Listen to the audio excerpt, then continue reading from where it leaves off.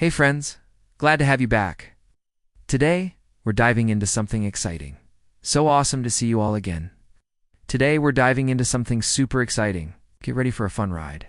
When you compare Indian bond mutual funds like liquid short-term and long-term with bank fixed deposits over the last 5 years, it's all about those historical averages. Just remember, mutual fund returns can bounce around a bit, while fixed deposit rates stay steady for the term you choose. Here's a rough comparison based on data from the last 5 years, around mid-2022, mid-25. Just remember, averages can shift a bit depending on the fund or bank you look at. Indian bond liquid mutual funds focus on keeping your money safe and easily accessible by investing in short-term money market instruments. You can typically expect average returns of around 5.0% to 5.6% per year. Short-term Indian bond mutual funds are all about investing in debt instruments that usually mature in 1 to 3 years.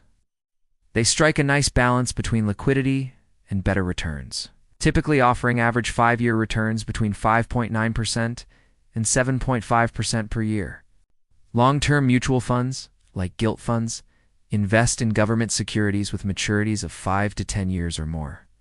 They can be pretty sensitive to interest rate changes, but might offer better returns when interest rates drop. Average 5-year returns can really swing because of interest rate changes.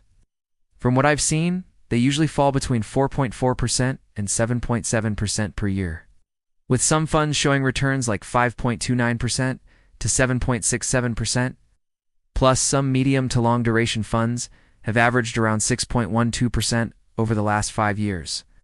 Indian bank fixed deposits. Fixed deposits offer guaranteed returns for the chosen tenure. Over the last 5 years, the average rate for a 5-year FD is around 6.0% to 6.75%. Per year at major banks, senior citizens usually snag an extra 0.5% too. Not bad, right? Fixed deposits are usually the safest option since they guarantee returns. On the other hand, debt mutual funds are less volatile than equity funds, but come with interest rate risk and credit risk. Long-term debt funds face higher interest rate risk. One thing to keep in mind is taxation. For fixed deposits, the interest you earn is taxed according to your income tax slab.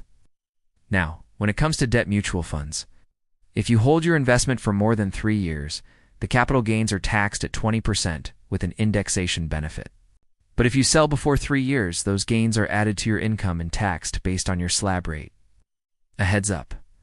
As of April 1st, 2023, tax rules for debt funds changed, meaning gains are now taxed at your income tax slab rate, removing the indexation benefit for new investments.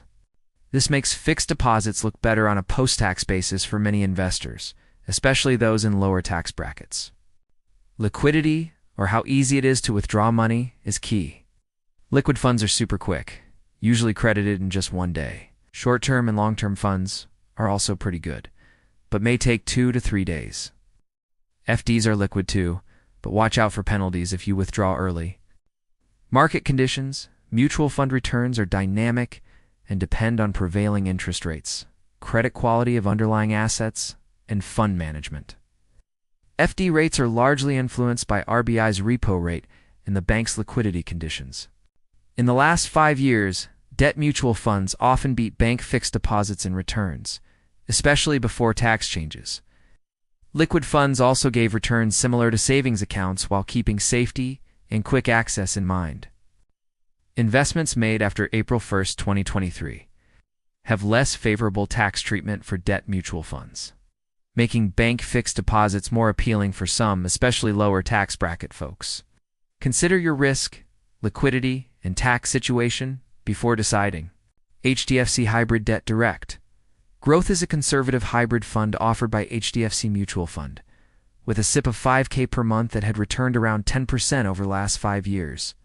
This is actually way better than what you'd get from fixed deposit returns.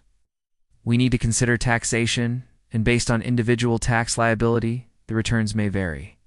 Let's break down the data where someone has been putting in 5K every month into 6 different mutual funds over the last 5 years. By checking out these returns, each person can figure out the best place to invest next. A conservative investor should keep a comfy amount in an easily accessible FD. A little bit in hybrid debt funds and flexi-cap funds can really help.